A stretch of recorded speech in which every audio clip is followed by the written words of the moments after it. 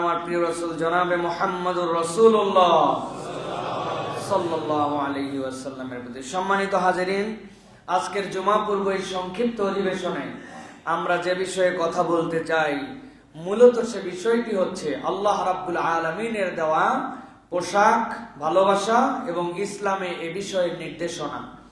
আমি আজকের জুমার বিষয়ে, খুতবার বিষয়ে বলতে চাই। মূলত এই খুতবার সাবজেক্ট হচ্ছে যে কথা প্রত্যেক পরিবারে শোনা ফরজ। কি বলছি? যে কথা প্রত্যেক পরিবারে শোনা ফরজ। এটা আল্লাহ রাব্বুল আলামিন তার বান্দাদের জন্য বলেছেন, আল্লাহ রাব্বুল আলামিন জানিয়েছেন, এটা আল্লাহ রাব্বুল আলামিন জেনারেলি নির্দেশ দিয়েছেন। কিন্তু পরিবেশ পরিস্থিতি এবং বর্তমান পৃথিবীর বাস্তবতায় আমাদের জন্য এই কথাগুলি শোনা এখন প্রত্যেক ইমানদারের জন্য অতি গুরুত্বপূর্ণ ফরজ হয়ে দাঁড়িয়েছে। প্রিয় ভাইরা, আমরা এখন প্রবেশ করেছি ইসলামের অন্যতম গুরুত্বপূর্ণ একটি মাস, রমজানের ঠিক আগের মাস। কি মাস বলেন তো ভাই? শাবান। নবী করিম সাল্লাল্লাহু আলাইহি ওয়াসাল্লাম দোয়া করেছেন, আল্লাহুম্মা বারিক লানা ফি রজব ওয়া শাবান ওয়া বাল্লিগনা রমাদান। আয় আল্লাহ, তুমি আমাদের রজব এবং শাবানের মধ্যে বরকত দিয়ে ভরায় দাও, আর তুমি আমাদেরকে রমজানকে মিলায় দাও। সুবহানাল্লাহ। হযরতে হযরতে আয়েশা রাদিয়াল্লাহু তাআলা আনহা বলছেন, আল্লাহ নবী সাল্লাল্লাহু আলাইহি ওয়াসাল্লামকে রমজান মাস ছাড়া আর কোন মাসে এত রোজা রাখতে দেখি নাই যে রোজা আল্লাহর নবী সাল্লাল্লাহু আলাইহি ওয়াসাল্লাম শাবান মাসে রাখতেন। সুবহানাল্লাহ। নবীজি অন্য সময়, অন্য মাসে সোম, বৃহস্পতি 13, 14, 15 এই হিসেবে 4টা সোম বৃহস্পতিতে 8 দিন, আর আইয়ামে বীজের 3 দিন, এই 11টা রোজা নবী করিম সাল্লাল্লাহু আলাইহি ওয়াসাল্লাম মিস ছিল না। কিন্তু আল্লাহ নবী যখন এই শাবানের মধ্যে ঢুকতেন, তখন রাসূলুল্লাহ সাল্লাল্লাহু আলাইহি ওয়াসাল্লাম এই রোজাগুলি এত রাখতেন, মনে হতো যেন তিনি ধারাবাহিকভাবে রোজা রাখতেছেন। সুবহানাল্লাহ। এই জন্য আমরা এই মাসটাকে আল্লাহ রাব্বুল আলামিনের রাসূলের সুন্নাহ অনুযায়ী আমল করার চেষ্টা করি। অন্তত সোম, বৃহস্পতি এবং আইয়ামে বীজের সিয়াম যেন মিস না হয়। পারবো তো ইনশাআল্লাহ? নিসফু মিনাশ শাবান, এটার একটা মর্যাদা আছে। নবী করিম সাল্লাল্লাহু আলাইহি ওয়াসাল্লাম বলেছেন, কেউ এই নিসফু মিনাশ শাবানে 2টা আমল যদি তার মধ্যে থাকে, একটা তার ভাইয়ের সাথে তার হিংসা বিদ্বেষ নাই, অন্তরটা বিদ্বেষ মুক্ত, আর 2 নম্বর ঈমানটা শিরিক মুক্ত, এই 2 আমল যার সাথে আছে, আল্লাহ নিসফু মিনাশ শাবানে তার সকল বান্দাকে মাফ করে দেন। তাহলে এই মাস কত মহিমান্বিত এবং বরকতপূর্ণ। ঈমানদার রমাদানের জন্য এখান থেকে প্রস্তুতি নেবে। সেই হিসাবে আমাদের বাড়ি ঘর সব জায়গাতে রমাদানের প্রিপারেশনে একটা আনন্দ, একটা উদ্বেলতা থাকতে হবে। আমরা অনেক সময় আনন্দ উদ্বেলতা তো দূরের কথা, এটা কি মাস চলতেছে তাই জানি না আমরা, ঠিক না ভাই? বাড়ি ঘরগুলাতে আমাদের বাচ্চা, আমাদের তরুণ, আমাদের ইয়াং, তারা জানে না এটা কি মাস, অথচ সামনে আমাদের গুনাহ খাতা মাফ করে দেওয়ার মাস আসতেছে। সামনে এক আজব মেহমান আমাদের কাছে আসতেছে, যেই মেহমান আমাদের জন্য আল্লাহর পক্ষ থেকে মাগফিরাত নিয়ে আসবে, নাজাত নিয়ে আসবে। আল্লাহর পক্ষ থেকে অসীম এমন এক রাত নিয়ে আসবে, যেই রাতের কারণে আল্লাহ পৃথিবীর সকল উম্মতের আগে উম্মতে মুহাম্মাদীকে জান্নাতে ঢুকাবেন। সুবহানাল্লাহ। তার জন্য আমাদের মনের তামান্না কতটুকু, পেরেশানি কতটুকু, প্রস্তুতি কতটুকু, এটা আমাদেরকে খেয়াল করতে হবে। আমাদের মা বোনেরা কিছু প্রস্তুতি গ্রহণ করছে, এটাও নাজায়েজ নয়। আল্লাহ রাব্বুল আলামিন বলেছেন যে হজের ব্যাপারে যে তোমরা প্রস্তুতি গ্রহণ করো, আর জেনে রাখো উত্তম প্রস্তুতি হচ্ছে আল্লাহ রাব্বুল আলামিনের তাকওয়া। সেই হিসাবে কিছু পেঁয়াজ কেনা, কিছু ছোলা কেনা, কিছু তেল কেনা, কিছু আয়োজন করা, এটা নাজায়েজ নয়। আপনার লিমিটের মধ্যে এটা আপনি করতে পারেন, কিন্তু মুসলমানের জন্য এটাই একমাত্র প্রস্তুতি নয়। ইমানদারের প্রস্তুতি, সিয়াম কিভাবে হবে, তারাবি কিভাবে হবে, কিয়াম কিভাবে হবে, কয় খতম কোরআন দিব, কিভাবে রমজানের দিনগুলা কাজে লাগাবো, আমাদের জন্য এই প্রস্তুতিগুলোর জন্যই আল্লাহ নবী সাল্লাল্লাহু আলাইহি ওয়াসাল্লাম 2 মাস আগের থেকে এই প্রস্তুতির কথা বলেছেন। সুবহানাল্লাহ। আমি বহুবার বলেছি, আরো একবার মূল আলোচনায় যাওয়ার আগে আপনাদের কাছে বলে দেই, নবী করিম সাল্লাল্লাহু আলাইহি ওয়াসাল্লাম কেন 2 মাস আগের থেকে সিয়ামের প্রস্তুতির কথা বললেন। আপনার এলাকায় ওই যে রিক্সা চালায়, ওই যে ভ্যান চালায়, রাস্তার মাটি কাটে, ডেলিভারি কাজ করে, মাথায় করে মশলা ঢোয়ায় ঢোয়ায় ছাদ ঢালাই দেয়। বলেন তো ভাই, যেই লোক মশলা ঢোয়ায়, যেই লোক সকাল থেকে 8 ঘন্টা মাটি কাটে, ওই লোকের দ্বারা রোজা রাখা গরমের চড়া দিনে কঠিন কিনা? কঠিন কিনা? আপনি বলবেন না আল্লাহর বিধান ফরজ, রাখাই লাগবে রোজা তোমারে। ওই বেটা বলবে তুই একদিন মাটি কাটে আর রিক্সা চালায় দেখ। কি দেখুন, what is the plan for them? তাদের জন্য ইসলামের প্ল্যান কি? আল্লাহুম্মা বারিক লানা ফি রজব ওয়া শাবান ওয়া বাল্লিগনা রমাদান। নবী করিম সাল্লাল্লাহু আলাইহি ওয়াসাল্লাম বলছেন 60 দিন আগের থেকে প্রস্তুতি নিতে। ভালো করে বোঝেন, একটা লেবার 6 ঘন্টা 8 ঘন্টা কাজ করে, সে যদি রমাদানের প্রতি আল্লাহর নবীর দিক নির্দেশনা ফলো করত, তাহলে সে কি প্ল্যান করত? সে প্ল্যান করত যে আমি 60 দিন আগের থেকে এক ঘন্টা করে দিনে কামাই বেশি করার চেষ্টা করব। আমি 60 দিন আগের থেকে প্রতিদিন যদি 700 টাকা কামাই করি, তাহলে ওখান থেকে 50 টাকা করে সেভিংস করব। 50 টাকা করে যদি সেভিংস করে 2 মাস, তাহলে দেখা যাবে তার 7 থেকে 8 দিনের টাকা জড়ো হয়ে গেছে। রিক্সাওয়ালা, ভ্যানওয়ালা, এরকম যারা কষ্টের কাজ করে, তার স্ত্রীর জীবনেও এটার জন্য সময় আছে। সে তার আলু থেকে একটা আলু তুলে রাখছে, ডাল রান্নার সময় 1 মুঠ ডাল সেভিং করছে, চাল রান্নার সময় 1 মুঠ চাল সেভিং করছে। 2 মাস একজন ভদ্র মহিলা যদি প্ল্যান করে, তাহলে অন্তত 2 মাসে 5 থেকে 6 দিনের পুরা খাবার সে জড়ো করে ফেলতে পারে, যেটা তার সংসারে কোনো প্রভাবই পড়বে না। ঠিক কিনা? তাহলে ওই লোক 7 দিনেরটা জড়ো করছে কষ্ট করে 2 মাসে, আর তার স্ত্রী বাড়িতে সাপোর্ট দিছে 7 দিনের। ওই লোকের 15 দিনের খাবার রমজানের আগেই জড়ো হয়ে গেছে তার বাড়িতে। আল্লাহর নবী বলছেন আল্লাহুম্মা বারিক লানা ফি রজব ওয়া শাবান। কেউ যদি রমজানকে টার্গেট করে রজব শাবানের কোন নিয়ত করে, আল্লাহ রাব্বুল আমিন তাকে বরকত দিবেন। ওই লোক অন্য সময় কাজ করত পুরা দিনে 6 ঘন্টা, হার্ড লেবার। এখন সে চিন্তা করছে আমাকে আল্লাহর জন্য সময় দিতে হবে, আমার 15 দিনের খাবার সেভিংস আছে। ওই লোক 3 ঘন্টা কাজ করবে, কষ্ট কমায় নিবে, একদিন কাজ করবে, একদিন কাজ করবে না, কিন্তু তার রোজা তারপরেও মাফ হবে না। এই রোজাটা তাকে রাখতে হবে, এটার নাম প্ল্যানিং। এখন আমি খালি বলি রোজা রাখতেই হবে, ওই লোক বলছে হুজুর একদিন খালি মাথায় করে মশলা ডোয়ায় তারপর রোজা থাই কিনা। হুজুর তো বেকায়দায় পড়ে গেছে যে কথা তো ঠিক, কিন্তু এর জন্য কোনো প্ল্যানিং আছে কিনা? এই জন্য হচ্ছে এই 2 মাস প্ল্যানিং এর মাস, মানুষকে উদ্বুদ্ধকরণের মাস, মানুষকে জানানোর মাস। আল্লাহ রাব্বুল আমিন আমাদেরকে উত্তম ভাবে এ বছরের রমাদানকে গ্রহণ করার তৌফিক দান করেন। প্রিয় ভাইয়েরা, আজকে মূলত যে বিষয়ে কথা বলতে চাই সেটা হচ্ছে ইসলামে ভালোবাসা এবং ইসলামে যে আমাদের আল্লাহ রাব্বুল আমিন পোশাক আশাকের উপরে। প্রিয় ভাইয়েরা, আল্লাহ রাব্বুল আলামিন সূরা আরাফ, কোরআনের 7 নম্বর সূরা 26 থেকে 28 নম্বর আয়াতে আল্লাহ বলতেছেন, বান্দা আমি তোমাদের সাথে লজ্জাশীলতার সাথে আমি পোশাককে তোমাদের জন্য সম্পৃক্ত করেছি। একটা মানব জীবনে আল্লাহর দেওয়া যত বড় গিফট আছে, তার মধ্যে 2টা গিফট আল্লাহর অনন্য।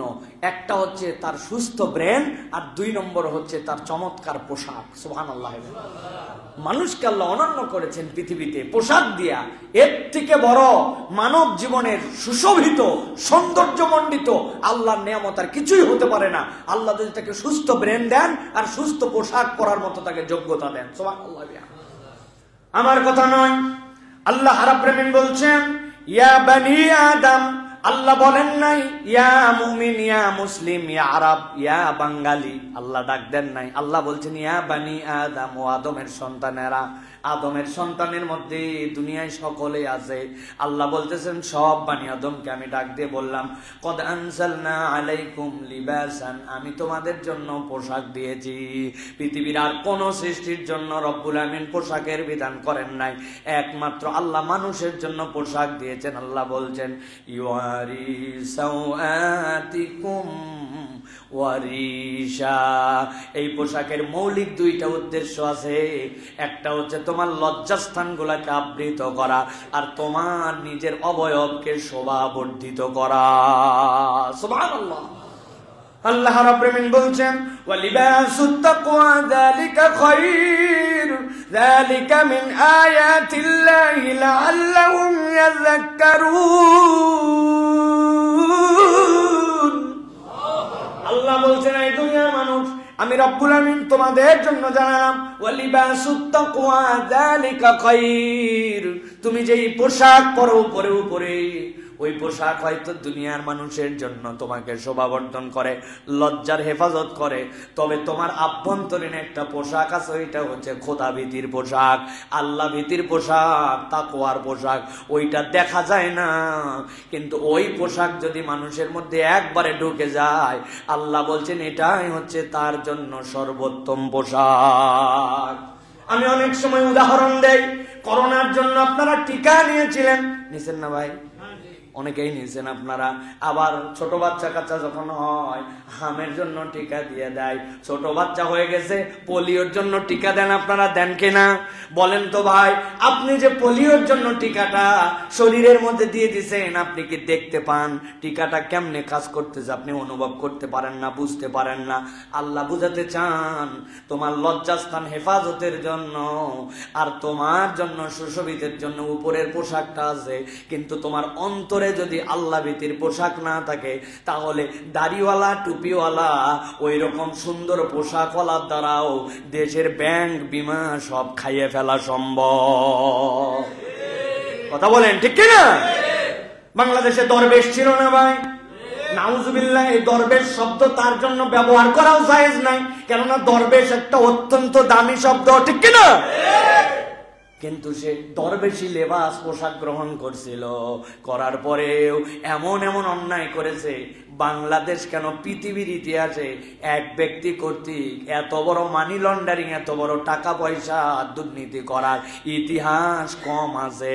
আল্লাহ বলতেছেন ওই লোক তো ল্যাংটা থাকতো না, ওই লোক তো আয়রন ছাড়া জামা কাপড় পরতো না, ইসলামী পোশাক গুলাই পরার জন্য তো চেষ্টা করত, কিন্তু ছিল নাকি?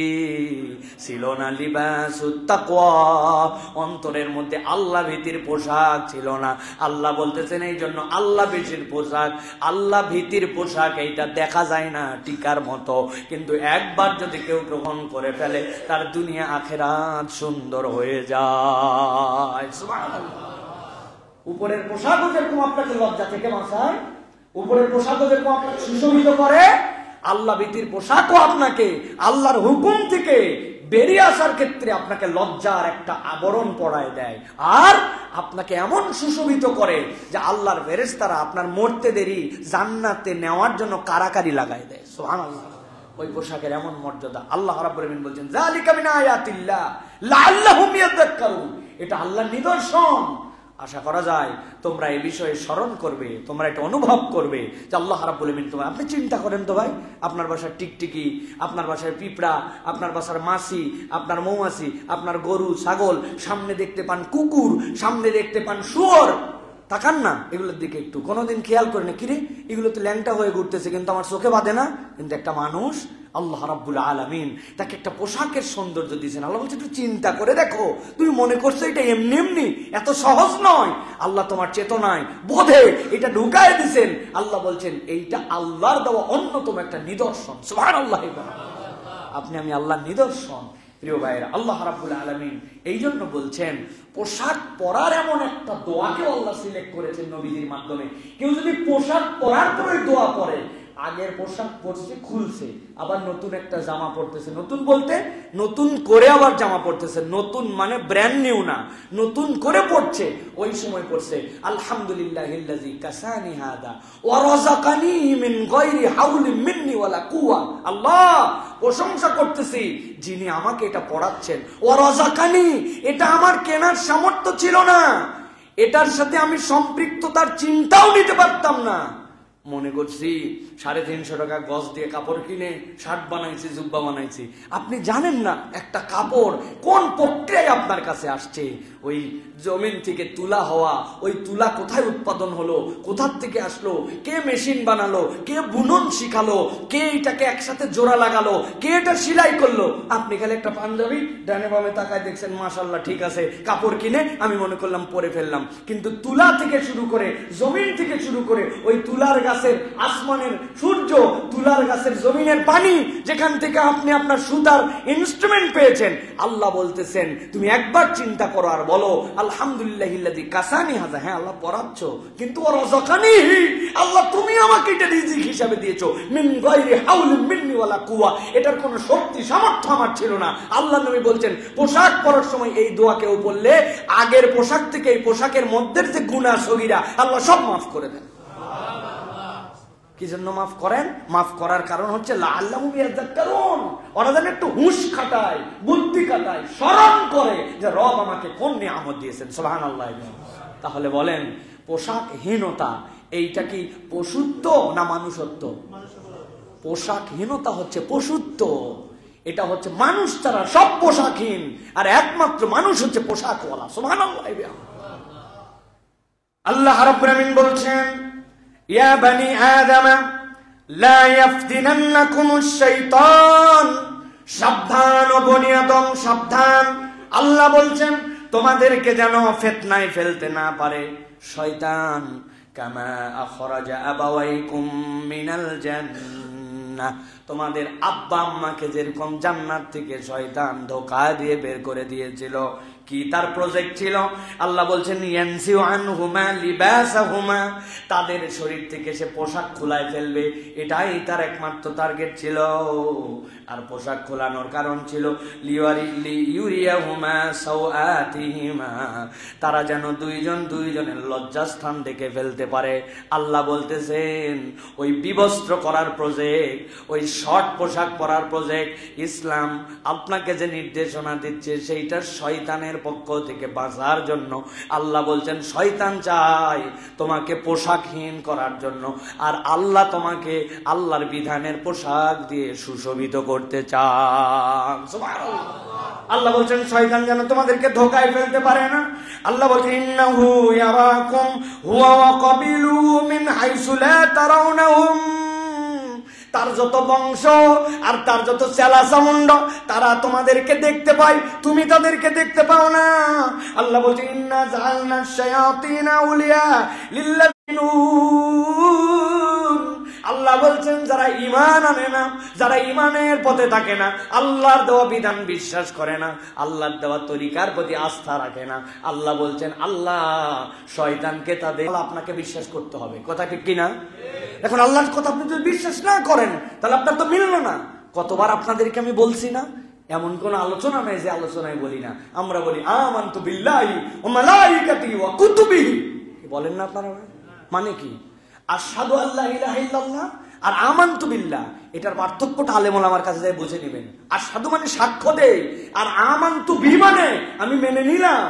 এখানে আমার কোনো এক্সকিউজ নাই, বুঝলাম কি বুঝলাম না এ বিষয়ে আমার কিছু বক্তব্য আছে কি নাই। নো, আমানতু বিল্লাহি ওয়া মালাইকাতিহি ওয়া কুতুবিহি ওয়া রুসুলিহি, রাসূল জানছেন কিতাবে যা আসছে সব বিশ্বাস করি, এর নাম ঈমান।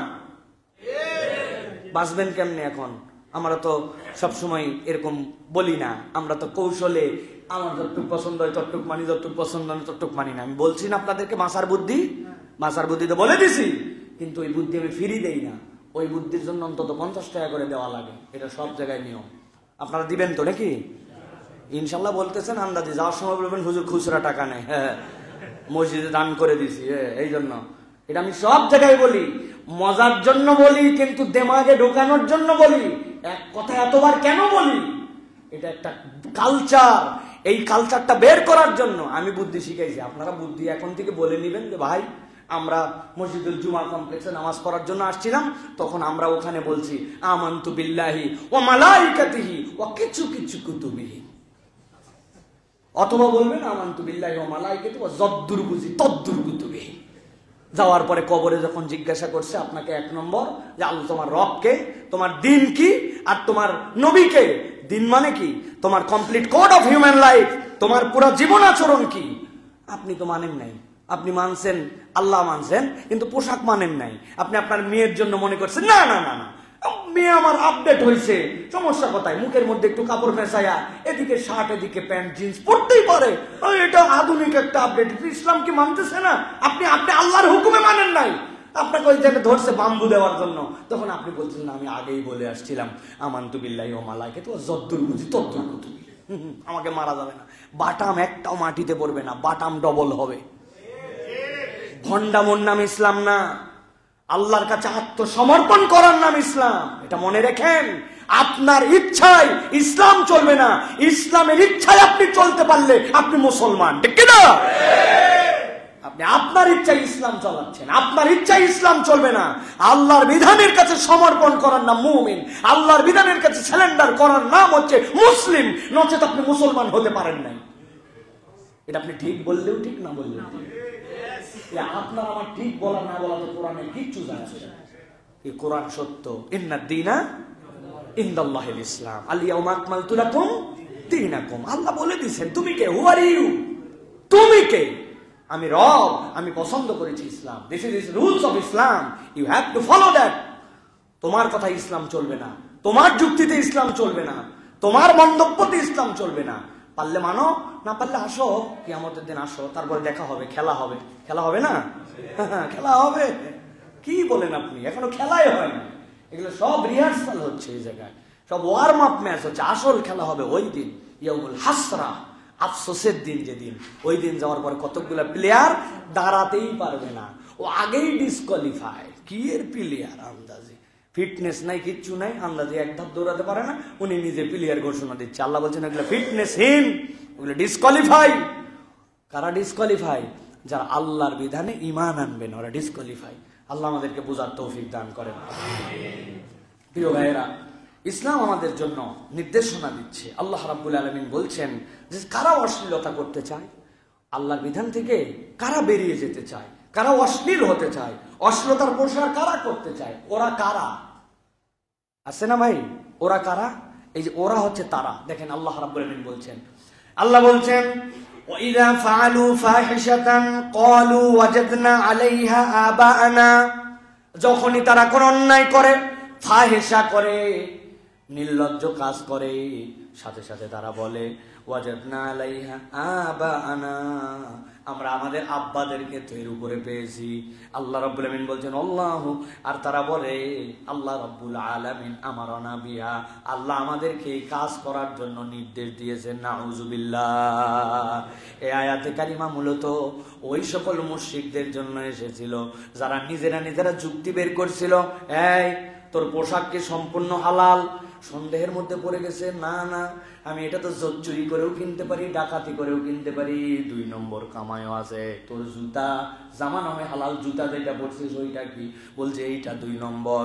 বলছে তোর মাথার মধ্যে যে বড় পাগড়ি, বলছে জামা হালাল জুতা হালাল, কিন্তু পাগড়িটা কি ডাকাতি করে আনা কিনা?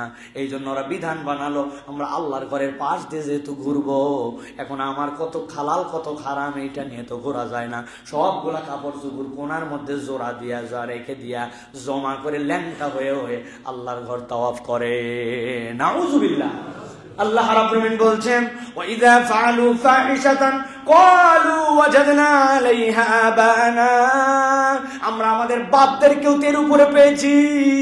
আর গায়ের জোরে বলে আল্লাহু আমারনা বিহা, আল্লাহ আমাদেরকে এটা করতে বলছে, আল্লাহ না বললে আমাদের বাপ দাদা এটা করতো নাকি?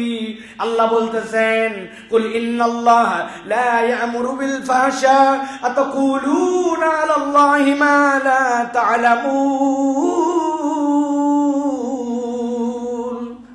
আল্লাহ বলছেন দুনিয়ার মানুষ, তোমার রব যে রব তোমাকে পোশাক দিল, ওই রব কখনো তোমাকে নির্লজ্জ হওয়ার বেহায়া হওয়ার নির্দেশ দিতে পারে না। আল্লাহ বলছেন আতাকুলুনা আলাল্লাহি মা লা তা'লামুন, আল্লাহর ব্যাপারে এমন কথা তোমরা বলো নাকি যে বিষয়ে তোমাদের কোনো জ্ঞান নাই, সাবধান। অতএব প্রিয় ভাইরা, এই যে নির্লজ্জতা এটা শয়তানের পক্ষ থেকে, বেহায়াপনা শয়তানের পক্ষ থেকে। এই জন্য আমাদেরকে এই যে ফাহাশা, এইটা আল্লাহ রাব্বুল আলামিনের কাছে আমাদেরকে জবাব দিতে হবে। প্রত্যেকটা ফাহাশের জন্য এমন চূড়ান্ত কাজ যা যুক্তিবুদ্ধ সুস্থ বিবেকের কাছে পরিষ্কার। আল্লাহ বলছেন এর নাম ফাহাশা। যুক্তি দেন, বুদ্ধি, সুস্থ বিবেকের কাছে এইটা কখনো অ্যাকসেপ্টেবল না। এরকম কাজকে আরবিতে বলে ফাহাশ। ওই ফাহশা আমরা কখনো করতে পারি না। প্রিয় ভাইরা, আমরা যে বর্তমান এই গ্লোবাল ওয়ার্ল্ডে আমরা দেখতেছি এখন আলাদা করে ভালোবাসার নামে একটা দিবস প্রতিষ্ঠিত করা হয়েছে এবং আমাদের তরুণ তরুণীরা সেটার প্রতি বিরাটভাবে আকৃষ্ট। আল্লাহ রাব্বুল আলামিন আমাদেরকে বোঝার জায়গা দেন, এটা আর এখন ভালোবাসা দিবস নেই, এটা পৃথিবীর সবচেয়ে নিকৃষ্টতম বিশ্ব বেহায়া দিবস, ঠিক কিনা? এটা আপনাকে বুঝতে হবে প্রিয় ভাইয়েরা। আমি আমার তরুণদেরকে বলবো, যাদের সুস্থ জ্ঞান আছে, আপনি মুসলিম পরিবারে জন্মগ্রহণ করেছেন, আল্লাহর ওয়াস্তে আবেগ নয়, বিবেক দিয়ে আমার কথা কটা শোনেন। আপনি যেটাকে ভ্যালেন্টাইন্স ডে বলতেছেন, এটার ইতিহাস কি আপনি জানেন আগে, তারপরে আপনার সাথে পরবর্তী কথা বলা যাবে। রোমান পৌত্তলিক ধর্মীয় অনুষ্ঠান, যেটা ভারতীয় আর্যদের মতোই, এই প্রাচীন রোমান পৌত্তলিকরা ফেব্রুয়ারিতে তারা দেব দেবীর আশীর্বাদ লাভের আশায়, সন্তান এবং স্ত্রী এবং ফসলের ক্ষেতের বরকত লাভের আশায় এরা একটা উৎসব করত। এটার নাম ছিল লুপারকেলিয়া। কি উৎসব? লুপারকেলিয়া। এই লুপারকেলিয়া, এটাকে বলা হতো সুপার লুপারকেলিয়া। এই সময় তারা নানান ধরনের আচার আচরণ করতো। যেরকম ভারতের মধ্যে ছিল, যখন বৃষ্টি হয় না গায়ের মধ্যে কাদা মাখতো, বিভিন্ন ধরনের বসন্ত উৎসবের নামে বিভিন্ন ধরনের জায়গায় যে তারা বিভিন্ন ধরনের আচার আচরণ করত, ঠিক রোমানরা তাদের ক্ষেত খামার ফসল এবং যাদের স্ত্রী সন্তান কম হতো অথবা সন্তান সম্ভব হতো না, তাদের জন্য একটা লুপারকেলিয়া উৎসব করত। কিন্তু ঈসা আলাইহিস সালামের পরে, যার নাম ছিল শোল, পরে নিজের নাম গ্রহণ করছে পোল, নিজে প্রথমে ঈসা আলাইহিস সালামের চূড়ান্ত বিরোধী ছিল। হঠাৎ করে একদিন বলল, আমার প্রতি ওহী আসছে, এখন থেকে আর বিরোধিতা করা যাবে না, এখন থেকে ঈসার পক্ষে থাকতে হবে। মূল ছিল তার ধান্দাবাজি করা। প্রথমটা সরাসরি বিরোধিতা করে ঈসা আলাইহিস সালামের ধর্মকে বিকৃত করা, ওটাতে সফল না হয়ে এবার ঈসার পক্ষের লোক হয়ে ঈসা আলাইহিস সালামের ধর্মকে বিকৃত করার জন্য তার এই প্রচেষ্টা ছিল। ওই শোলই পরবর্তীতে পল। এই পল যে ইচ্ছা মতো বাইবেল বিকৃতির জনক, ঈসা আলাইহিস সালাম এবং তার সঙ্গীরা সন্দেহ করলো, সারা জীবন তুমি বিরোধিতা করলে, হঠাৎ করে এত বড় তুমি বন্ধুত্ব করতে গিয়ে আনলে। তখন ফিলিস্তিন এবং তার আশপাশের লোকেরা তাকে অস্বীকার করলো, বললো না, তুমি আমাদের এখানে থাকতে পারবে না। এরপরে ওই পোল পালায়া এশিয়া মাইনর এবং ইউরোপের দিকে চলে যায়। যাওয়ার পরে পরবর্তী ধারায় পঞ্চম এবং ষষ্ঠ খ্রিস্টীয় শতকে লুপারকেলিয়া উৎসব, যেটা এই লুপারকেলিয়া উৎসবের নাম পরিবর্তন করে এটাকে সেন্ট ভ্যালেন্টাইন ডে নামকরণ করা হয়। একান্তই খ্রিস্টান পৌত্তলিকদের, যারা খ্রিস্টান কিন্তু আল্লাহকে বিশ্বাসের সাথে সামঞ্জস্যপূর্ণ নয়, ওই পৌত্তলিকদের ধর্মীয় বিশ্বাসের একটা অনুষ্ঠান, যেটা লুপারকেলিয়া থেকে পরিবর্তিত হয়ে ভ্যালেন্টাইন ডে তে রূপান্তর হয়েছে। ওই ভ্যালেন্টাইন্স ডে এখন পুরা বিশ্বময় ছড়িয়েছে, যার পিছনে এখন ওই পৌত্তলিক বিশ্বাসের সাথে আরো কতগুলো বিষয় জুড়ে হয়েছে। ১ নম্বর, ব্যাপক বাণিজ্য করা। ২ নম্বর, মুসলমান সহ বিশ্বের চরিত্র নষ্ট করা। ৩ নম্বর, জনগণ এবং পৃথিবীবাসীকে ভোগমুখী একটা জাতি, ত্যাগমুখী নয় ভোগমুখী একটা জাতিতে রূপান্তর করা। এবং এটার সাথে আন্তর্জাতিক একটা চক্রান্ত আছে। সেই চক্রান্তটা কি? পৃথিবীতে মুসলমানরা ছাড়া পৃথিবীর সব দেশের সব ধর্মের পারিবারিক বন্ধন একবারে ঢিলা হয়ে গেছে। পরিবার বলে তাদের কিছু নাই। তাদের নিজস্ব জরিপে 1989 সালের জরিপ, আরেকটা 1949 সালের জরিপ, এই জরিপে দেখা গেছে ইউরোপ এবং আমেরিকায় বাপ মেয়ে, স্বামী স্ত্রী, ভাই বোন, বোন তারপরে হচ্ছে কি বলে মা, এই যে সিঙ্গেল ফ্যামিলি, ডবল ফ্যামিলি, পিতা একদিকে চলে গেছে, মা একদিকে চলে গেছে, ভাই বোন মিলে, এইগুলো সবগুলাকে ওরা পরিবার হিসাবে ধরছে কাউন্টে। ধরার পরেও তাদের পারিবারিক ভিত্তি মাত্র 49 থেকে 57% পর্যন্ত, তাদের কোনো পরিবার নাই।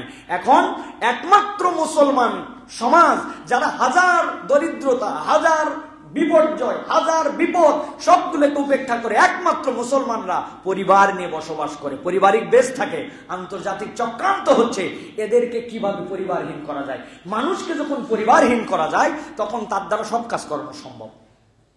সামাজিকতা যখন বিবর্তিত হয়ে যায়, সব কাজ করা সম্ভব। এই আন্তর্জাতিক ষড়যন্ত্রে পরবর্তীতে এই যে আমাদের মধ্যে এই সকল কার্যক্রম ঢুকানো হয়েছে, যেটাকে আপনি মনে করতেছেন বিশ্ব ভালোবাসা দিবস, বিশ্বাস করেন, আপনি গুগল করেন, আপনি ইতিহাস সার্চ করেন, আপনি হয়তো বলতে পারেন যে আমি তো ওই উদ্দেশ্যে করি না। আপনি কোন উদ্দেশ্য করেন? ওটার প্রতিষ্ঠাতাকে, ইসলাম তো আপনাকে ওটা দেয় নাই। আপনি তো মুমিন হিসাবে স্বীকার করেছেন যে আল্লাহর বিধানের প্রতি আপনি সমর্পিত হবেন। তাহলে আপনি বলছেন যে আপনি ওই বিশ্বাসে করেন না, কিন্তু তার কাজ আপনি কেন করেন? আপনি যদি গির্জায় যান, আপনি বলছেন না আমি গির্জায় যাচ্ছি, যাওয়ার পরে আমি তাকে বিশ্বাস করে যাচ্ছি না, আমি গির্জায় যাচ্ছি যাওয়ার পরে যিশুকে খ্রিস্ট বলতেছি, আমি এটা বিশ্বাস করে বলতেছি না, আমি তার উৎসবের মধ্যে সামিল হচ্ছি, আমি এটা আপনি যাচ্ছেন কেন? কালচার তো তার, অনুষ্ঠান তো তার, উৎপত্তি তো তারা করেছে, তাহলে আপনি একজন মুসলমান হিসেবে সাথে বেসিক্যালি ইমানের দাবিতে সম্পৃক্ত হতে পারেন না। এটা হচ্ছে একটা দিক। আর দ্বিতীয় দিক হচ্ছে এটাকে এখন যেভাবে যে বেহায়াপনার দিকে নিয়ে যাওয়া হয়েছে, এটা এখন কেবলমাত্র নিষিদ্ধই নয়, এটা সারা বিশ্বব্যাপী এটা এখন হচ্ছে একটা এমন একটা বিষয় দাঁড়াইছে যে বিশ্বকে বিবাহ বহির্ভূত অবাধ যৌনাচারের দিকে নিয়ে যাওয়ার জন্য এটা হচ্ছে এখন হিডেন মিশন। আপনি বিবাহর সাথে যে ভালোবাসা, যে সম্পর্ক, যে পারিবারিক ভিত্তি, এটা নষ্ট করবেন আপনি কি দিয়ে? কোনো কিছুতে নষ্ট করা সম্ভব নয়। একমাত্র সম্ভব বিবাহ পূর্ববর্তী এইটাকে ভালোবাসার নাম দিয়ে এইটাকে জেনা ব্যভিচারের সমাজকে সয়লাভ করে দেওয়া। এই জন্য আমি বলবো প্রিয় তরুণ, প্রিয় ভাইয়েরা, বিয়ের আগের সকল সম্পর্ক পৃথিবীর সকল আসমানি গ্রন্থে হারাম ছিল, এখন সেইটাকে বৈধতা দেওয়ার জন্য এখন আমাদের সমাজ যেরকম ভাবে ফিতনা ছড়াচ্ছে, এখান থেকে যদি আমরা আমাদের সমাজকে বাঁচাতে না পারি তাহলে আল্লাহ রাব্বুল আমিনের গজব যেরকম আসবে, ঠিক আগামীর বাংলাদেশ ভয়ঙ্কর পরিণতির দিকে যাবে। কতগুলো এজেন্ডা বাস্তবায়নকারী দল এর সাথে সম্পৃক্ত হয়ে আছে। তারা মুসলমানের তাহজিব তামাদ্দুন যেখানে, তাদের বিরোধিতা সেখানে। ইসলামপন্থীরা যা বলবে ওদের তার উল্টা বলা লাগবে, এটা হচ্ছে তাদের মিশন হয়ে দাঁড়িয়েছে। আমরা তাদেরকে সতর্ক করতে চাই, বারবার আপনাদেরকে সতর্ক করা হয়েছে। আপনারা কাছে আসার গল্প নাম দিয়া নানান ধরনের প্রজেক্ট বের করে আপনারা যেভাবে অসভ্যতা মুসলমানদের পরিবারের মধ্যে ছড়াচ্ছেন, আপনারা যদি এখান থেকে নিজেদেরকে সরিয়ে না নেন, আপনাদের শুভবুদ্ধির উদয় না হয়, তাহলে আমরা সর্বাত্মক গণমুখী তাদেরকে আমরা বয়কটের ডাক দিতে বাধ্য হব, ঠিক কিনা? এবং মুসলমানদের এটা করা সম্ভব। আমরা আমাদের বক্তব্যে, আমাদের প্ররোচনায় আমরা যেভাবে পহেলা বৈশাখের নামে যে সকল বেহায়াপনা, অবৈজ্ঞানিক যে সকল কার্যক্রম, ওইগুলাতে এখন 40-50 জন লোকের বাইরে যারা আমাদের যুবকরা, তরুণরা, বিশ্ববিদ্যালয় পড়ুয়ারা, অত ইসলামপন্থী না, তারাও বুঝেছে যারা এই সকল কিসের মঙ্গল শোভাযাত্রা, এইগুলার সাথে না আছে কোনো বিজ্ঞানের সম্পর্ক, না আছে বাঙালির সম্পর্ক, এগুলা ভুয়ো, ইসলামের বিপক্ষে একটা কাউন্টার দেওয়ার এই বোধ কিন্তু পুরা বাংলাদেশে আলহামদুলিল্লাহ 90% মুসলমান একসেপ্ট করেছে, ঠিক কিনা ভাই? ঠিক একই রকম ভাবে এই কার্যক্রমে যে সকল তরুণদেরকে সম্পৃক্ত করার জন্য যারা প্ররোচনা দিচ্ছে, প্যাকেজ ঘোষণা করতেছে, নানান কিছু করতেছে, আপনাদেরকে আমরা বহুবার বলেছি, কিন্তু আপনারা যদি সতর্ক না হন, আগামীর বাংলাদেশে ফাহেসা মুক্ত করার জন্য আমরা তাদেরকে ডাইরেক্ট বয়কটের ডাক দিব। ওই বয়কটের ডাককে সমর্থন যারা করবে না তাদেরকেও আমরা বয়কট করব, ঠিক কিনা? ইনশাআল্লাহ এটা সম্ভব, ইনশাআল্লাহ। প্রিয় ভাইয়েরা, আল্লাহ বলতেছেন কুলিন্নামা হারামা রাব্বিল ফাওয়াহিশা মা যাহারা মিনহা ওয়া মা বাতান। আল্লাহ প্রকাশ্য অপ্রকাশ্য সব ধরনের বেহায়াপনাকে আল্লাহ নিষিদ্ধ করেছেন। আপনি দেখতেছেন না এই দেশে বেহায়াপনার কারণে কি হচ্ছে? আপনি খোঁজ পাচ্ছেন না? আপনি বিয়ে করতে দিবেন না 18 বছর না হলে, কিন্তু মেয়ে 12 বছর হলে পালায় যেতে পারবে, সেটাতে আপনার কোনো আপত্তি থাকবে না। ওই পালানোর পরে তারপরে যখন আবার ফেরত আসবে, ফেরত আসার পর আপনি তখন কলাম লিখবেন, আহা এর কি বেঁচে থাকার অধিকার নাই, একে বিয়ে দিয়ে এখনই আপনারা তাকে শেষ একটা কচি প্রাণ ঝরিয়ে ফেলবেন। কত বড় বদমাইশ এরা হচ্ছে বেহায়ার প্রমোটকারী। ইসলাম বলতেছে বালেগ হয়ে গেছে, বালেগা হয়ে গেছে, বাপ মা যদি মনে করে বিয়ে দিবে, বিয়ের জন্য বয়স কি? একজন মেয়ে তো এরকমও হতে পারে 18 কেন 24 বছর বয়সেও তার ফিজিক্যাল কন্ডিশন ভালো না, তাহলে তার জন্য বিয়ে দেওয়ার জন্য আরো দেরি করতে পারে তার বাপ মা। আরেকজন যদি মনে করে 15 বছর উপযুক্ত হয়ে গেছে, তাকে বিয়ে দিয়ে দিবে। এর জন্য আপনি যে নিয়ম কানুন বানাইছেন ওটা আল্লাহর দেওয়া নিয়ম নয়, আল্লাহর নিয়মের খেলাফ যেখানে, পৃথিবীর অশান্তি সেখানে, ঠিক কিনা? আপনাকে এটা ক্লিয়ার কনসেপ্ট এটা বুঝতে হবে। এই জন্য আল্লাহ রাব্বুল আমিন বলছেন ওয়ালা তাকরাবুজ জিনা ইন্নাহু কানা ফাহিশাতুন ওয়া সাআ সাবিলা। আল্লাহ বলতেছেন জিনা তো দূরের কথা, ওয়ালা তাকরাবুজ জিনা, জিনার ধারে কাছেও যাও না, জিনা তো অনেক পরে, জিনার নৈকট্য অর্জন করো না। এই যে বিবাহ বহির্ভূত আমাদের যে কালচার দাঁড়াইছে, আমাদের যে ফ্যাশন দাঁড়িয়ে গেছে আমাদের জন্য, বিয়ের আগে তাদের সাথে অবাধ মেলামেশা, এটা আপনার আমার পরিবার থেকে যদি আমরা এটার বিপক্ষে স্টেপ না নেই, তাহলে এটার জন্য কান্ট্রি কখনো আইন বানাতে পারবে না। পরিবারগুলোতে আপনার মেয়ে, আমার মেয়ে, আপনার বোন, আমার বোন, আপনার ভাতিজি, আমার ভাতিজি, আপনার ভাগ্নি, আমার ভাগ্নি, আপনার ভাগনা, আমার ভাগনা, আপনার ছেলে, আমার ছেলে, আপনার পরিবার, আমার পরিবার, এই যে পারিবারিক বন্ধন, এই বন্ধন ইসলাম আমাদেরকে দায়িত্ব দিয়েছে। আমরা যদি দায়িত্ব এড়াই তাহলে আগামীর বাংলাদেশ এত বড় বিপর্যয়ের দিকে যাবে যেটা আমরা কল্পনা করতে পারবো না। আমরা অর্থনৈতিক বিপর্যয়ের কথা বলি, ওটা কাটায় ওঠা সম্ভব। আপনি আপনার বিভিন্ন ধরনের রাজনৈতিক বিপর্যয়ের কথা বলেন, কাটায় ওঠা সম্ভব। কিন্তু একবার যদি কোনো জাতির মধ্যে চারিত্রিক বিপর্যয় ঘটে, ওই বিপর্যয় ওই জাতিকে, তাদের কৃষ্টি, কালচার, তাহজিব, তামাদ্দুন, তাদের সবকিছু ধ্বংস করে দিবে। এইটার থেকে আর বের হওয়া সম্ভব নয়। এই জন্য আমাদেরকে সতর্ক হতে হবে প্রিয় ভাইয়েরা। অনেক বিষয় আছে, আসলে কথা বললে তো অনেক লম্বা হয়ে যায়। ইসলামের যে দিয়াত, যারা ইসলামিক ল, ফিকহুল মুকারিন পড়েছেন আপনারা, তারা জানবেন যে ইসলামিক লর ক্ষেত্রে যদি কোনো লোক কোনো মানুষকে হত্যা করে ফেলে, তার 3 ধরনের বিধান। এক ধরনের বিধান হচ্ছে যে তার জন্য রাষ্ট্র গ্রহণ করে তার বিচারে প্রমাণ হয়ে গেছে, তাহলে তার জীবনের বদলে জীবন। 2 নম্বর বিধান হচ্ছে তার রক্তপণ, যে যারা হত্যা ভিকটিম তারা যদি রক্তের কোনো মূল্য নির্ধারণ করে দেয় এবং ক্ষমা করে দিতে চায়, তাহলে তার জন্য এটা অ্যালাও হবে। 3 নম্বর যে ওই ব্যক্তির জন্য উন্মুক্ত ক্ষমা, তারা বললো যে ভুল করে করছে, যা করছে আমরা মাফ করে দিলাম, শেষ। কিন্তু যদি রক্তপণ চায়, যে আমরা রক্তপণ দিতে হবে, এখন আমার কোনো একজনকে মেরে, আমার ধরেন কথার কথা, আল্লাহ মাফ করুক, আমার কোনো ভাইকে কেউ মেরে ফেললো, আপনার কোনো ভাইকে কেউ মেরে ফেলেছে, এখন তার বিপক্ষে যারা মারছে, ওই মারা প্রমাণ হওয়ার পরে এখন তারা বলছে 1 কোটি টাকা দিলে আমরা তোমার জন্য মাফ করে দিব। এখন এই 1 কোটি টাকা যার কাছে চাইছে, এদের চালান হচ্ছে 30 লাখ, এর বেশি নাই। বাকি 70 লক্ষ টাকা কিভাবে অ্যারেঞ্জ হবে? ইসলামের বিধান হচ্ছে তখন তার চাচা, তখন তার ফুপা, তার বাপের দিকে যে সকল রক্তের সম্পর্কের লোক আছে, সকলকে সমানভাবে হিসাব করে টাকা দিয়ে ওই ছেলেকে বাঁচাতে হবে। কথা হলো, ভাই আমার ভাস্তার জন্য আমি কি জন্য দায়িত্ব নেব? তুমি আমার ভাতিজা, তুমি কি আমার বেটা নাকি? আমি তোমার জন্য কি জন্য, তুমি আমার ভাগিনা, তোমার জন্য আমি কি জন্য দায়িত্ব নিব? ইসলামের বিধান হচ্ছে এর মধ্যে আল্লাহ ঢুকাই রাখছেন যে কোনো একটা ভাগনা যদি বকে যায়, তখন ওই লোক বলবে, এই তুই যদি কোনো আকাম করিস, খালি তোরই বিচার হবে না, আমার ওর সাথে পানিশমেন্ট হওয়া লাগবে। তুমি আমার ভাগিনা, ভাতিজা, সাবধান হও, উল্টা পাল্টা করো না। ইসলামের বিধান এই সুষম বিধান করেছে, আলা কুল্লুকুম রাইন, প্রত্যেককে দায়িত্বশীল বানাইছে। এখন আমরা ওই দায়িত্ব থেকে বাঁচাই বলছে, ভাই ওর বেটা ওর বেটি যা করে করুক, আমি চোখ দিয়ে ওভারলুক করে চলে গেলাম। ইসলাম ওভারলুক করতে বলে না, ইসলাম প্রকৃত দেখে শুনে এই সমাজকে সুন্দর করে দায়িত্ব নিতে বলেছে। আমার দায়িত্ব তো পুরো পৃথিবীর না ভাই, আমি পারবো না। কিন্তু আমার সামনে আপনারা যারা অডিয়েন্স, আমার কথা যারা শোনেন, আপনাদেরকে প্রমিস করতে হবে আপনার ছেলে, মেয়ে, ভাই, ভাগিনা, ভাতিজা আপনার আয়ত্তের মধ্যে এই বেহায়াপনার সাথে কেউ যুক্ত হবে না। আপনি এটাকে প্রতিরোধ করবেন, আপনি এটাকে ঠেকাবেন। রাজি আছেন আপনারা? রাজি আছেন ইনশাআল্লাহ? অনেক দূর পর্যন্ত আমার দায়িত্ব না, আমার দায়িত্ব এই পর্যন্ত।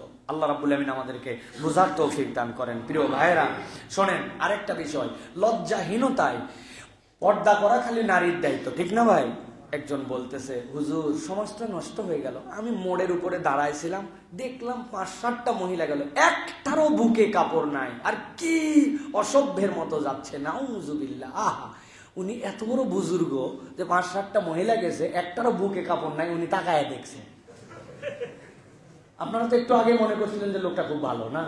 আল্লাহ কি বলতেছে? আল্লাহ বলছেন, লিল কুল্লিল মুমিনিনা ইয়াগুদ্দু মিন আবসারিহিম ওয়া ইয়াহফাজু ফুরুজাহুম। আল্লাহ বলছে, ও পুরুষ, আগে তুমি তোমার চোখটা সামলাও। নারীর খালি পর্দা নাই, নারীর পর্দা তো পর্দা আছে, পুরুষের জন্য আল্লাহ পর্দার বিধান করেছেন। অতএব আমার কৃষ্টি, কালচার, তাহজিব, তামাদ্দুন, আমার চোখ, আমার কান, এইগুলার পর্দা আমাকে করতে হবে। বলুন হুজুর, চোখের পর্দা, কানের পর্দা, এগুলো কি জিনিস? নবী করিম সাল্লাল্লাহু আলাইহি ওয়াসাল্লাম হাদিসের মধ্যে বলছেন, ফাল আইনানি জিনাহুমা নজর, চোখের জন্য জিনা কি? তাকানো। আল্লাহ নবী বলছেন, ওয়াল উজনান জিনাহুমাল ইস্তিমা, তোমার কান জেনা করতেছে শোনার দ্বারা। নবী করিম সাল্লাল্লাহু আলাইহি ওয়াসাল্লাম বলছেন, ওয়াল লিসানু জিনাহু আল কালাম, তার মুখ হচ্ছে তার জন্য জেনা করতেছে। আপনি এমন রসাত্মক গল্প করছেন যে এই গল্প ইসলাম অ্যালাউ করে না, ওইটা আপনার জন্য জেনার গুণ আপনার জিহ্বা করে ফেলতেছে। কান দিয়ে এমন কিছু শুনতেছেন, চোখ দিয়ে এমন কিছু দেখতেছেন, চোখ জেনাকার, কান জেনাকার, জিহ্বা জেনাকার। আল্লাহ নবী বলতেছেন, ওয়ালিয়াদু জিনাহাল বক্স, এমন কিছু আপনি ধরেছেন, এমন কিছু স্পর্শ করছেন, বলছেন না এর শুধুমাত্র কাছে আসা। এখন আমাদের আমাদের ভালোবাসা পূর্ণ হয় নাই। এই যে কাছে এসে ধরছেন, এই ধরাটাও আপনার জন্য জেনা। আল্লাহ বলছেন এটা তোমার হাতের জেনা।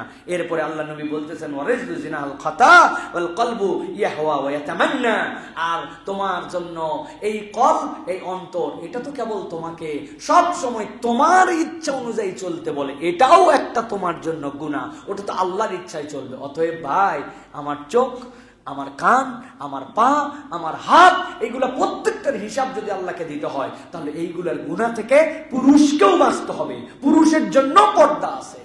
অনেক সময় বলে নারীর পোশাকের জন্য ধর্ষিতা হয়েছে, বলে না ভাই? এই কথার সাথে আমি পূর্ণ একমত নয়। কথা হচ্ছে একটা নারী ধরেন ল্যাংটা হয়ে ঘুরতেছে, একদম কোনো পোশাকই নাই তার গায়ে, কথার কথা। আর একজন পুরুষ, সেই পুরুষ কি ওই ল্যাংটা হওয়া দেখে তার সাথে খারাপ কাজ করে ফেলবে? হ্যাঁ, একজন মহিলা বাজে পোশাক পরে ঘুরতেছে, পুরুষ কি তার সাথে জেনা করে ফেলবে? না, আপনাকে আপনার জেনার থেকে আপনাকে বাঁচতে হবে। ওই পোশাক পরবে, সে শুদ্ধ পোশাক সে পরবে, এটা তার দায়িত্ব। কিন্তু পুরুষ যদি মনে করে কেউ যে সে এলোমেলো পোশাক পরছে জন্য আমার মধ্যে জেনা করা হালাল হয়ে গেছে, নাউযুবিল্লাহি মিন যালিক, আল্লাহ যেখানে তাকাতে মানা করছে সেখানে আপনি সে ল্যাংটা চলতেছে না কেমন চলতেছে ওটা তো পরের বিষয়। জেনা তো হাজার হাজার কোটি গুণ দূরের বিষয়। অতএব পোশাকহীন খারাপ পোশাক, সমাজটা নষ্ট হয়ে গেছে, এই জন্য জেনা করলে আর কোনো সমস্যা নাই, অথবা জেনা তো একজন পুরুষ করে ফেলতেই পারে নারীর দোষে, এই কথার সাথে ইসলাম সম্পূর্ণ একমত নয়। এটা পার্শিয়াল কথা। পুরুষকেও তার চরিত্র দিয়ে হেফাজত করতে হবে। ওয়া লিবাসুত তাকওয়া যালিকা খায়র, আল্লাহ বলছেন ওই পোশাক তোমার জন্য লাগবে। সাহাবায়ে কেরামের সাথে নারী রেখে দিছিল না, পরে তারা কি বলছে, এগুলো কি পাথর না মানুষ? ওইটা কোন পোশাক দিয়ে আটকাইছিল ভাই? ওইটা কিভাবে তিনি নিজেকে হেফাজত করলেন? লিবাসুত তাকওয়া, শাহওয়াত সকলের মধ্যে আছে, কিন্তু কোন নারীর এলোমেলো চলাতে আপনার শাহওয়াত জাগ্রত হয়ে আপনি খারাপ কাজের মধ্যে জড়িত হয়ে যাবেন, তাকে টিজ করবেন, ইফটিজিং করবেন, ওর খারাপ পোশাকের কারণে আপনি ইফটিজিং করবেন ভাই, তাইলে তো ওই কুত্তা আপনাকে কামড় দিছে বলে কুত্তার পায়ে কামড় দেওয়ার মতো আপনার অবস্থা হয়ে গেল। আমি তো মানুষ। অতএব পুরুষকে সম্বরণ করতে হবে, এখান থেকে বেঁচে থাকার জন্য চেষ্টা করতে হবে, তাকেও বাঁচতে হবে। তবে সুষম সমাজের জন্য নারী পুরুষের উভয়ের এই জায়গাতে কন্ট্রিবিউশন লাগবে। আল্লাহ আমাদেরকে বোঝার তৌফিক দান করে। একটা হাদিস বলে শেষ করে দিব। নবীজি বলছেন পৃথিবীতে এমনি এমনি কোনো মহামারী আসেনি, মহামারী আসার কারণ আছে। আল্লাহ নবী বলছেন লাম তাযহারুল ফাহিশাতু ফি কওমিন কাত্তু হাত্তা ইউ'লিনু বিহা ইল্লা ফাশা ফীহিমুত তাউন। যে কোনো মহামারী তখন আসে ওই সমাজের মধ্যে যার জন্য কোনো ওষুধ খুঁজে পাওয়া যায় না, যেটা মানুষকে মানুষ শেষ করে দেয়, ততক্ষণ পর্যন্ত আসে না যতক্ষণ পর্যন্ত সমাজের মধ্যে ফাহেশাটা উন্মুক্ত না হয়ে যায়। লজ্জার কোনো বালাই নাই ভাই। এই হাদিসের মানে বুঝছেন? আহারে, আগে ক্রিকেট খেলা দেখছি 10-15 বছর আগে, চাচা গ্রামের মুরব্বী তাদের সাথে একসাথে খেলা দেখতেছি, দেখতে দেখতে হঠাৎ করে একটা অ্যাডভার্টাইজ আছে। ওই অ্যাডভার্টাইজের মধ্যে কিছুই নাই, ট্যালকম পাউডার, তারপরে কি কি একজন নারী শাড়ি পরে, কিন্তু এই শাড়িতেও তার কতকগুলা অঙ্গ মনে হচ্ছে যেন বোঝা যাচ্ছে। ওইটা দেখে চাচার সাথে দেখা যায় না, তখন ভিন্ন কারণে মুখ নামায় নিয়ে অন্য কথা বলা লাগে কৌশলে। উনিও বুঝতেছে তারা দুইজন চাচা ভাস্তা, গ্রাম পাড়া সম্পর্কে, বড় ভাই ছোট ভাই দেখতে পারে না ওই দৃশ্য। আর এখন এমন বেহায়া দৃশ্য, শ্বশুর শাশুড়ি, ছেলে ছেলের বউ, মেয়ে মেয়ের জামাই এবং ছোট নাতিদেরকে নিয়ে বলতেছে ওয়াও হোয়াট এ ড্যান্স। বাপরে, দাদা জিজ্ঞাসা করতেছে নানু ডু ইউ এনজয়? বলছে yes yes yes very beautiful. ওরে বাপরে বাপ, তাহলে আমাদের মধ্যে থেকে লজ্জাহীনতা কোথায় চলে গেছে? কি ভাই, কোন জায়গায় নেমে চলে গেছে আমাদের লজ্জাহীন? আল্লাহ নবী বলতেছেন হাত্তা ইউলিনু বিহা ইল্লা ফাশা ফীহিমুত তাউন ওয়াল আওজা আল্লাতী লাম তাকুন মাদাত ফি আসলাফিহিম আল্লাযিনা মাদাউ। তাদের অতীতের কোন জাতির মধ্যে এই রকম কোন মহামারী আসে নাই, যেই মহামারী আল্লাহ তোমাদের মধ্যে লজ্জাহীনতার কারণে ঢুকায় দিবে। নাউযুবিল্লাহি মিন যালিক। একটা ধাক্কা খাইছি না আমরা, করোনার ধাক্কা খাইছি না? আল্লাহ রাব্বুল আলামিন এরকম ধাক্কা দিতে পারেন কিনা একবার চিন্তা করেন, যে এমন ধাক্কা যে খানায় কাবার পাশে তওয়াফ করার লোক নাই। ধাক্কা মানে কি আপনি শুধু এইটুকু বুঝেন, বাকিগুলো বলেন, খানায় কাবারটা বলেন না কেন? অমুক হয়ে গেছে, তমুক হয়েছে, আমেরিকা অচল হয়ে গেছে, ব্যবসা বন্ধ হয়ে গেছে, কাবার পাশে তওয়াফ করা বন্ধ হয়ে গেছে। আপনি আসেন কোথায়? শাস্তি কাকে বলে? ফেরেশতারা তওয়াফ করছে, জিনেরা তওয়াফ করছে, তওয়াফ বন্ধ হয় নাই, কিন্তু কোনো মানুষের তকদিরে ওখানে যাওয়ার মতো সুযোগ হয় নাই, বন্ধ হয়ে গেছিল। আল্লাহ এর চেয়ে বড় শাস্তি কি দিয়েছেন আপনার আমার জন্য? অতএব প্রিয় ভাইরা, এখান থেকে আমাদেরকে বাঁচতে হবে। আল্লাহ বলছেন, ইন্নাল্লাযীনা ইউহিব্বুনা আন তাশিআল ফাহিশাতু ফিল্লাযীনা আমানু লাহুম আযাবুন আলীমুন ফিদ দুনিয়া ওয়াল আখিরাহ। আল্লাহ বলতেছেন, যারা মুসলমানদের মধ্যে এরকম বেহায়াপনা ছড়াই দিতে চায়, আমি আল্লাহ বললাম দুনিয়া আখিরাতে তাদেরকে লাঞ্ছিত করে আযাব দিয়ে আমি রব্বুল আমিন তাদেরকে দেখাই দেব। প্রিয় ভাইরা, অতএব আপনার আমার জীবনে এই যে অভাব, এই যে আমাদের জন্য বরকতহীনতা, এই যে আমাদের জন্য কি জানি চাই, চাওয়া মেলে না, সব পাওয়ার পরে আমার অন্তর ভরে না, এই যে আল্লাহ রাব্বুল আলামিন আমাদের মধ্যে যে শাস্তি দিয়েছেন, এই যে আমাদের জন্য ফ্রাস্ট্রেশন, হতাশা, এই যে আমাদের জন্য ডিপ্রেশন, এগুলো কিসের থেকে আসছে?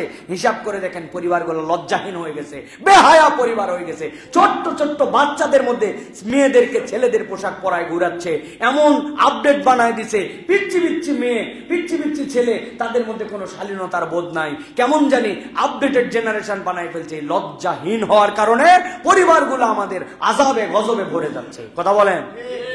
আল্লাহ আমাদেরকে বোঝার তৌফিক দান করুক, আল্লাহ আমাদের এখান থেকে বাঁচার জন্য তৌফিক দান করুক। প্রিয় ভাইয়েরা, আসুন আমরা পরিবার থেকে হেফাজত করি, আমরা আমাদের পরিবারকে দায়িত্ব নিয়ে এখান থেকে আমরা বাঁচার জন্য চেষ্টা করি। প্রিয় ভাইয়েরা,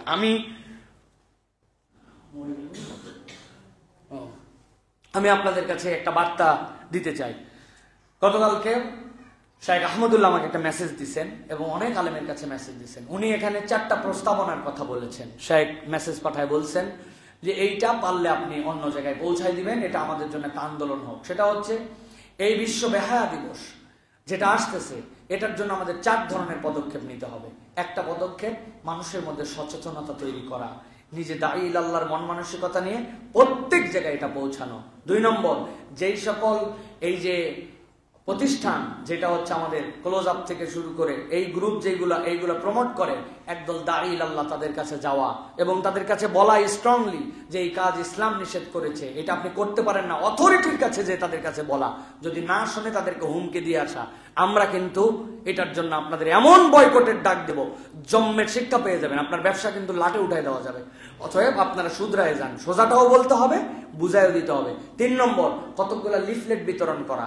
আমরা ভিডিও পোস্টের নিচে লিঙ্ক দেওয়া থাকবে, যে কেউ ওইখান থেকে ওটা ক্লিক করে আপনি 10টা প্রিন্ট দেন দোকান থেকে, দিয়ে 10 জন মানুষের কাছে পৌঁছায় দেন যে না ভাই এটা করতে পারো না। 4 নম্বর, আমরা শুধু এখান থেকে ওয়াজ করলাম, এই ওয়াজ তো সকলের কাছে পৌঁছায় না ভাই।